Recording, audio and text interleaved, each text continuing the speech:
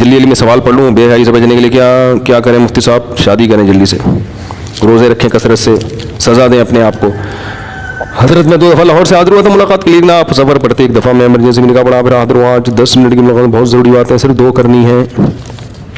کون آیا بھائی لاہور سے؟ یار ایسا نہیں کرو، ایسا کرو گے تو کون آئے گا؟ آپ بتاؤ، اس وقت بہت تھکا ہوا ہوتا ہوں. اچھا بیٹھے ہیں، ابھی غور کرتے ہیں آپ کی. مفتی صاحب پوچھ رہے ہیں یہ کہ پیسے دے کر زنا کرنا کیسا ہے؟ میں نے مفتی الیاس گھمر صاحب کو بنایا کہ صحیح ہے، ہرگز صحیح نہیں، حرام ہے. انہوں نے بھی نہیں کہا کہ صحیح ہے، غلط بیانی سے کام لیتے ہیں. الیاس گھمر صاحب نے صحیح نہیں کہا ہوگا، کچھ اور کہا ہوگا اس کو لوگوں نے. پیسے دے کے زنا کرنا بھی حرام ہے، کبیرہ گناہ ہے. اگلی آیت میں اللہ نے حکم دیا کہ وَلَا تَقْرَبُوا الزِّنَا، زنا کے قریب بھی مت پھٹکو. یہ بڑا اہم مسئلہ ہے اس زمانے میں. یوسف علیہ السلام کے واقعے میں ہم نے پڑھا تھا نا کہ کیسے انہوں نے اپنے آپ کو زنا سے بچایا. آج جو لوگ زنا کرتے ہیں ان میں 2 قسم کے لوگ ہیں. ایک تو لبرل سے لوگ جو مذہب سے دور ہیں، وہ کہتے ہیں اس میں خرابی کیا ہے، ہم کسی سے زور زبردستی نہیں کر رہے، جب سامنے والے بھی راضی اور یہ بھی راضی تو کسی کا دل تو نہیں دکھا رہے، اور ہم جو ہے کوئی ایسا بھی نہیں کر رہے کہ کوئی ولد الزنا بچہ پیدا ہو جائے، احتیاطی تدابیر بھی کر رہے ہیں. تو کیا ہے، ایک ڈپریشن ہے، ایک جو ہے نا وہ تھوڑی سی دور ہو جائے گی، سکون مل جائے گا. تو گناہ کو حلال کرنے کے جتنے بھی دلائل دیے جائیں نا، آپ شیطان کو مطمئن کر سکتے ہو، اپنے نفس کو مطمئن کر سکتے ہو، اللہ تعالیٰ کے یہاں یہ دلائل نہیں چلیں گے.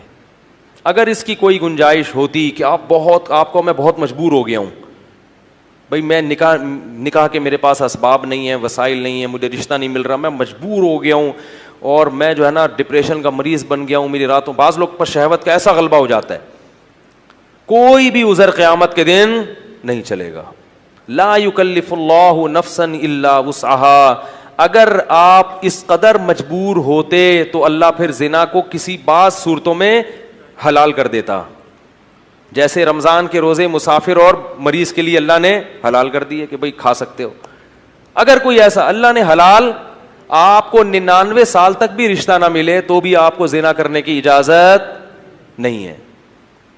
نہیں یار نہیں. انہو کان فاحشۃ، اللہ نے فرمایا بہت بڑی بے حیائی ہے. نہ لوگ کہتے ہیں لڑکی بھی راضی ہے، لڑکا بھی راضی ہو تو بھی یہ کس کی نافرمانی ہے؟ اللہ کی. یہ مخلوق کی نافرمانی نہیں ہے، یہ اللہ کا قانون ہے، اس میں آپ کو اجازت نہیں ہے. اور عورت کو بھی اس کی اجازت نہیں ہے، کیونکہ عورت کی اس میں توہین ہے. اللہ چاہتے ہیں کہ عورت کو عزت ملے. اگر کوئی اس سے اپنی خواہش پوری کرنا چاہتا ہے تو اس کی بھاری قیمت دے. وہ بھاری قیمت کیا ہے؟ بیوی بنا کے لائے گھر میں. یہ بہت بڑی قیمت ہے، کیونکہ بیوی بنا کے لانا کیا ہے، کیا مطلب ہوتا ہے پتہ ہے بیوی کا؟ ہیں بڑی یوں کر کے آپ غصے میں دیکھ رہے ہیں. بیوی بنا کے لانے کا مطلب کیا ہے؟ اب آپ رات کو لیٹ گھر میں آؤ گے، جھاڑ پڑے گی، لڑکی کے ابا پوچھیں گے کدھر سے آ رہا ہے بے. گھر میں جانا چھوڑ دو گے تو خاندان کا جرگہ بیٹھے گا، یار مسئلہ خراب ہو رہا ہے، شکایتیں آئیں گی، فون آئیں گے، ادھر ادھر لڑائی ہوں گے، جھگڑے ہوں گے، توڑ پھوڑ ہو گے. برتنوں آج میرے سر پہ برستے کیوں ہو؟ میں نے دھو کے تمہیں کتنا سجا رکھا ہے. روز لیتی ہے تلاشی وہ پولیس کی مانند، پوچھتی ہے کہاں پیسوں کو چھپا رکھا ہے. سمجھ رہے ہیں؟ پھر سالے بھی ہوں گے آپ کو جہیز میں ملیں گے، پھر اس کی اولاد کی ٹینشن، پھر طلاق دینا بھی آسان نہیں ہوتا. تو پھر وہ بیمار ہوتی ہے، اس کا علاج کرنا پڑے گا آپ کو. تو یہ عورت کو کیا ملتی ہے؟ عزت.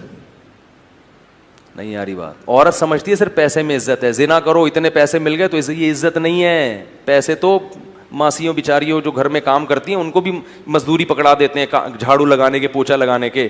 بھنگیوں کو بھی دے دیے جاتی ہیں اجرت کے پیسے.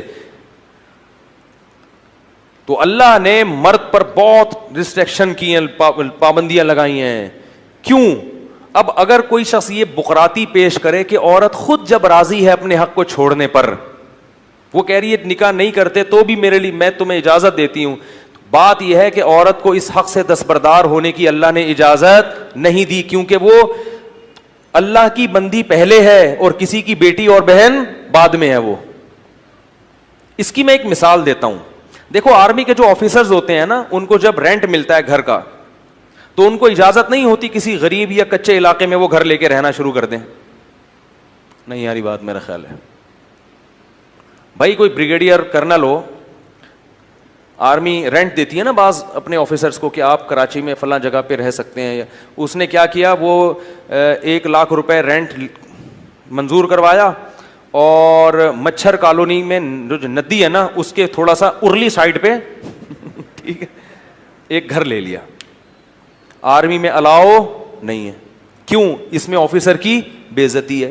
اب کوئی آفیسر کہے کہ میں جب اپنی بے عزتی پہ خود ہی راضی ہوں, بھائی میں یہ پیسے بچا کے غل غپاڑے کروں گا, اڑاؤں گا پیسے, اور میں 5,000 والے گھر پہ رہ رہا ہوں, تو آرمی کہے گی کہ آپ بعد میں ہیں, گورنمنٹ کے ملازم پہلے ہیں. کیونکہ آپ کی بے عزتی سے آرمی کا جو مورال, آرمی کا جو ایک جو معیار ہے نا لوگوں کی نظر میں, وہ کیا ہوگا, ڈاؤن ہوگا. کیا بھائی یہ آفیسر تو ہم نے دیکھا اس دن دھوتی بنیان میں گھوم رہا تھا, پاکستانی فوج تو ایسی ہے بھائی.